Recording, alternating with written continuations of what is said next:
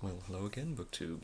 Today is Thursday, and that means it is Poetry Thursday, which means as well that on this corner of BookTube, some of your favorite booktubers and your most hated booktubers will read a poem to you.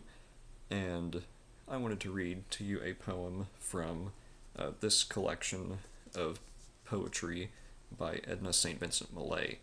This is a sort of a Library of America like pocket hardcover edition, and it is edited by J.D. McClatchy, and this really has a lot of her really her greatest hits and has everything you would want to read from her and a little bit of her not so good stuff.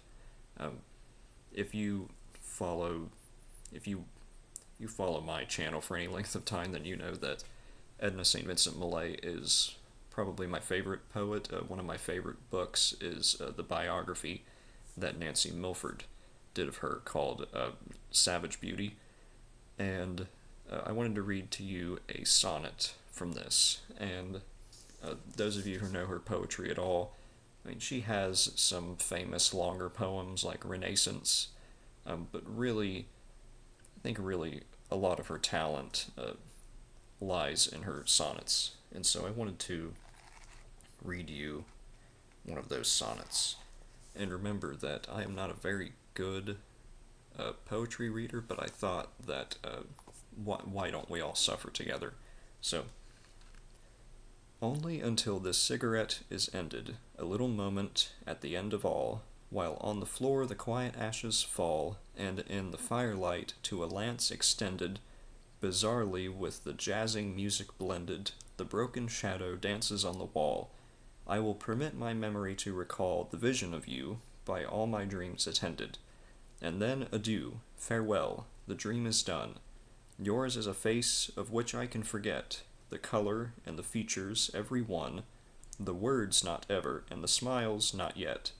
But in your day this moment is the sun, upon a hill after the sun has set. Uh, I think that's quite nice. It isn't one of her most famous poems. I wanted to read to you one that maybe you haven't heard before. I know that everyone has heard Recuerdo or Time Does Not Bring Relief, um, or I Shall Forget You Presently. So I wanted to read to you sort of a different sonnet of hers. And I really like this collection of the poems. This has everything from Renaissance all the way up to her, uh, would you say her unintelligible poems? Really, in the last few years of her life, or well, she was an alcoholic for most of her life, but really the last few years of her life, she was heavily addicted to morphine, and also was an alcoholic. There was not a moment she was that she was awake in the last few years of her life where she was not high or inebriated off of something. And so those poems, those later poems, really do not make a whole lot of sense, at least to me.